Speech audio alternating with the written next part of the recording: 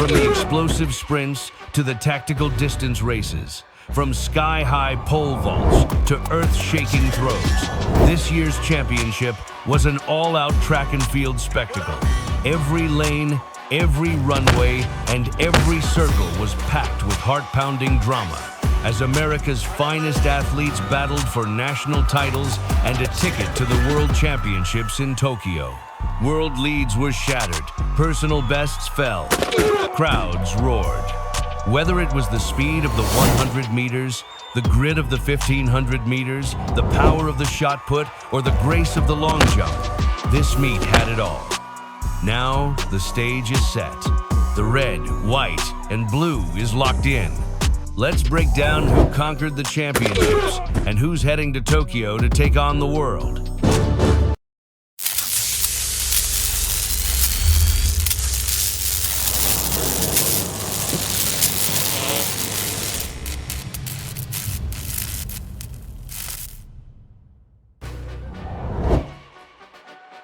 The men's 100-meter dash heats came with pure electricity. Olympic medalists, world champs, rising stars, and fearless newcomers, all chasing glory. 4 stacked heats, only the fastest survive. Top 6 in each heat, plus the next 3 quickest to the semis. Let's run it back. We get set for this first heat of 4, same advancement procedures we saw with the women just a few moments ago. Top 6 and the next 3. Trayvon Charleston, the U.S. champion, in a surprise win in 2023 in this race. He is in lane 8.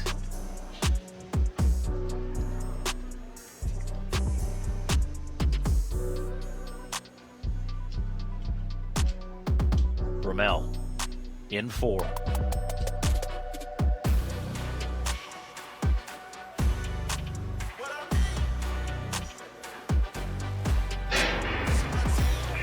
And McCallum had a great start in lane 1. Bromell in full swing on that arm carry coming up, and now challenging McCallum, but McCallum is going to get to the line. He's never broken 10 seconds in the 100 meters.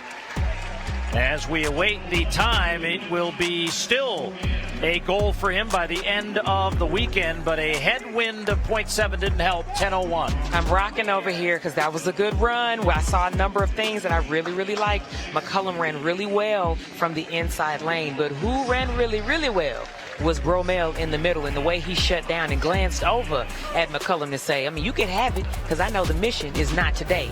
The track as he finished in 3rd, but again, that inside lane, he was just on a mission to get into the semis. Yes, he was. I mean, you see Bromell in the middle of the lane. He has the lead right here just a little bit, then he eases up. But then you see on the inside in 1, McCallum does that lean right here.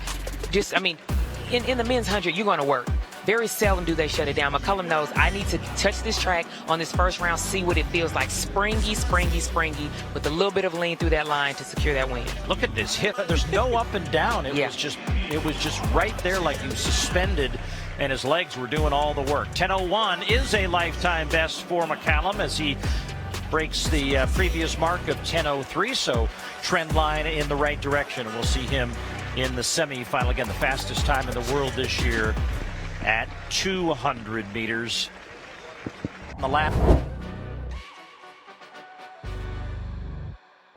And there is Christian Miller now racing for Puma. 5th at the Olympic trials as a high schooler last year. So he kind of sets the tone, and Taylor and Gleaton can go sit on lanes 8 and 9 and go, hey, we can do it too. He definitely set the tone, and if you don't recognize him, it's because that hair has changed. I mean, he kind of cut that up a little bit, looking like he's stepping into this, new phase of life. But no, he's making it look good. He said, look, I'm helping pave the way, but he knows now it's a new mission because I'm here now and I'm pro. And we should mention Noah Lyles is the reigning world champion, so he gets a bye, though he is coming up scheduled in one of our other heats. That means 4 Americans will get spots in Tokyo. And that means with Fred Curley also pulling out at the last minute, it kind of opens the door for that group that is just on the cusp. This race is very open, and this is when someone that is not necessarily a name, but not the big name, say they're here. This is where you make a name for yourself. Well, the only guy with the legit name is Kung Fu Kenny. He is in 4. 2-time Olympic silver medalist at 200. and 7th in the Olympic final last year. He will try to get it away, and he is just racing with authority here. And on the outside, Gleaton, the youngster, coming up and trying to chase it. Gleaton shutting it down at the tail end of that. Bednarek in 9.95, and Gleaton in a high school pedestrian 10:10. I am going crazy over here, and I have to keep my composure because, darn, you are on air. What Kung Fu Kenny did, he said, I told you I went to the lab. I told you nothing happened. I told you I am just fine. But what else just happened was Maurice Gleaton in lane 9. How beautiful he just ran that race, not being able to feel anybody else because he had already put Tate Taylor kind of away. Oh, amazing. Right here, Kenny in the middle of your screen. That signature style, head down, very composed, arms tight to the body. Just, I mean, look, oh, did you see the way he just looked to the right? He said, because there's nothing else to do. And then he eased up. That says he's ready. To the left of your screen, you're seeing Gleaton right here. That's Tate Taylor. He's trying to hit gears. But Gleaton said, no, I'm already gone. There's nothing else you can do right here. You did it to me at outdoor and in here with the seniors. I know they didn't bring me here to talk about 100 meters, but that was such a grace. What they say on the internet is a new bombshell has entered the villa, and that's Maurice Gleaton. He looks so strong coming out of the blocks. I'm excited to see what he looks like in the next round because that was an excellent start to the prelims. Yeah. Whew. You good? Yeah, I am. That was just great execution. Heard 75-10. 2:46.3. All right, back to the track we go, and the aforementioned world champion, Olympic champion, Noah Lyles in this heat. Oh, the day has come where Noah can say world champion, Olympic champion. He just wants to continue to build this resume. He's like, there's still things I want to do in this sport. He came out, he showed out he has the gold nails on, meaning he's here for one thing. But now the question is, will he run all the rounds? I love that he's not afraid of competition. There's nothing for him to prove, but he is someone that will run all rounds if he needs to work on something. As he shows his appreciation to the crowd, it's not been a very busy season, and doesn't have to be because he's got that automatic spot in both the 100 and the 200 meters, but was dealing with a little bit of a niggle, and he was supposed to be in Atlanta running a street meet and pulled out of that, and we just haven't seen a lot of him, though we've seen him step on the track now a couple of times in the last few weeks. What do you expect from him here? He doesn't need to do much here other than just continue with the program he's on. Yes, I think he's just going to compete. I think he wants to, continue to execute some things under some pressure. And what I love about it is people are like, oh, like you said, he had a little issue kind of going on. And, oh, is he afraid? How many times does this man have to show up and tell you he's not afraid? He will race and race. He will get beat and race and race. He said you have to put yourself in uncomfortable positions to be better. And that's what he does time and time again. So Lyles will get the draw in lane 5, and out in lane 9, the NCAA champion this year, Jordan Anthony, who kind of stunned us all. That last 10 meters made all the difference in that race. I don't know if you guys saw the interview that he just did. He said, I hope that they don't think I'm about to come out here and play with them and treat me like a little boy. That's what he said. Oh, yeah. So this young man on your screen is ready to do damage. He said, look, I've signed. I'm a man now. I'm running with men. Let's get busy. I am ready for this gun to go off. To see now that you stepped out here with people that are amongst your own talent and kind, what shall he do with this type of pressure? Look at the rest of the field from the inside. Tristan Flores, Ronnie Baker is here. He was 5th in the Olympic final in Tokyo, trying to get himself back to that Olympic stadium so he can run in front of fans. In 4, Lo Johnson is an All-American at Wisconsin. And then next to him, the intro for the Olympic and world champion. It's going to be a good show. It's going to be a good show.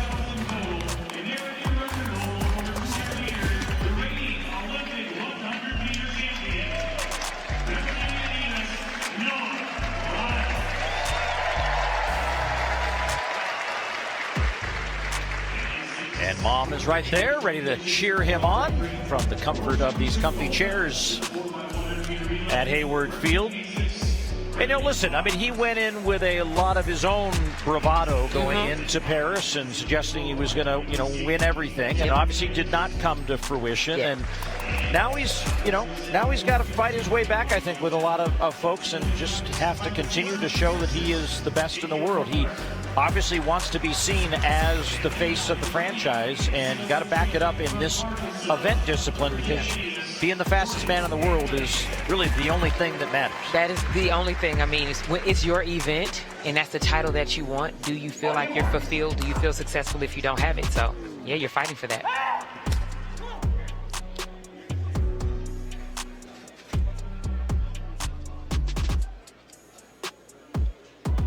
So Lyles will get to the blocks, get set for launch. So he will race in lane 5. And again, we'll keep an eye on Jordan Anthony, who apparently learned the bravado from the Noah Lyles School of Bravado, as he will be out there in lane 9. Again, top 6 will advance with 9 in this heat. And in the early going, Ronnie Baker, who always has a very good start. Noah Lyles is there, and the youngster Anthony on the outside. Lyles, I think, is going to get a half step on Baker. But Anthony was there. Ronnie Baker looked very good, and he's always had a great start. He's just got to put it all together when it matters, as the wind was just a nascent 0.1 meters per second. Lyles officially now the winner in 10:05. Baker and Anthony second and third. There were about 2 or 3 different ways that these athletes executed that run, especially to come to the line together.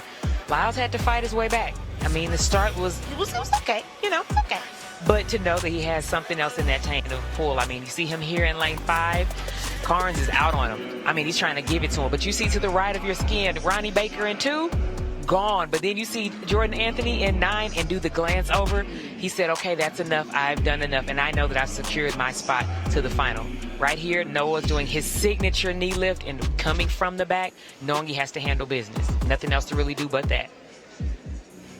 And he will eventually also look towards the inside lane and seek out Ronnie Baker, as they were nearly stride for stride. And it is a win for Noah Lyles. Round of the men's 100, as he'll talk to Dan O'Brien and give the crowd a chance to hear from him as we get through the third of 4 heats of the men's 100. Lyles moves on along with Baker, Anthony, Johnson, Williams, and Carnes, as the bubble time now sits at 10:38. So none of the time qualifiers coming out of this third Olympic titles. Courtney Lindsey is on the track in this final heat in the men's 100 meters, the NCAA champion from a couple of years ago. Courtney Lindsey is a threat. He is an absolute problem. He is a talent. He trains with Dennis Mitchell, now Christian Coleman, who is also in this heat with Kenny Bednarek, who you saw what he just got done accomplishing in the first round. I mean, he has a lot of experience around him at practice, a lot of experience obviously coming from Dennis Mitchell, so he's ready.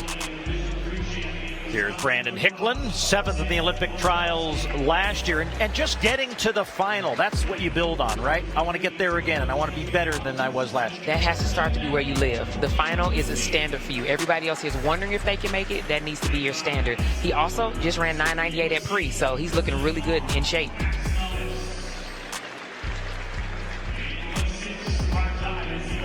And the guy you mentioned just a moment ago is here, the world champion in Doha in 2019, one of the best starters ever, Christian Coleman. Absolutely. You said it perfectly. Ever. That is still in him. He switched coaches. He's now with Dennis Mitchell. You know, there's a lot of things he's working on, some tweaks that he had to make. We've been seeing earlier in this year. It's kind of like you can tell he's working on something, okay, trying to execute something.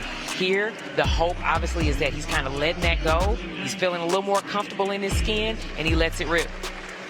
And there you look at the full start list here in Heat 4. Again, 6 will automatically advance as we await someone who can run under the 10:38 bubble time. Also noting, we talked a lot about Division 2, Division 3. Here in Lane 3 has won 4 straight Division 3 titles for University of Wisconsin lacrosse, Sam Blaskowski. He has been dominant, and he's a kind of guy that can also mix it up here today. He said he's ready to put D3 on the map.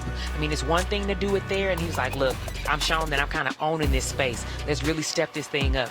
I mean, right here in Lane 3, let's see what you're made of. I'm super excited to see how he's going to execute this. our final heat in the men's 100-meter prelims.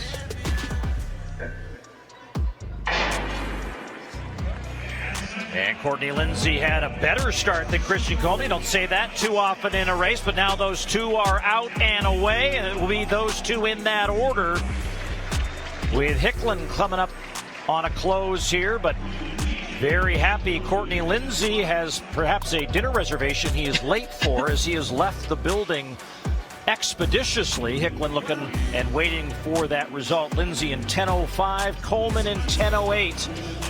Into a headwind. When I see someone kind of run off like Courtney Lindsey just did, I said, I'm here on a mission. Handle business. I mean, you see Christian on your screen right here. You know, they love to see a good replay to see what can I work on. Courtney Lindsey and Christian Coleman kind of exchanged leads about 2 times in this race. That means that's what they do at practice. They felt very comfortable with that. Both of them look comfortable. I mean, there's really nothing else to do but just to make it through. There's now vets in the game, so they handle business. Now it's to go to the back, see what tweaks we need to make, because tomorrow it's going down. So a look at the final results in the final preliminary section of the men's 100 meters with Lindsey, Coleman, and Hicklin across the line first. Thomas, Hoggins, and the D3 stand-up Laskowski all advance to the semi-final round. As we reset the field, as we also include the time qualifiers, Cravon Charleston, Nigel Green, and Tate Taylor, the high schooler, are all into the semi-final round.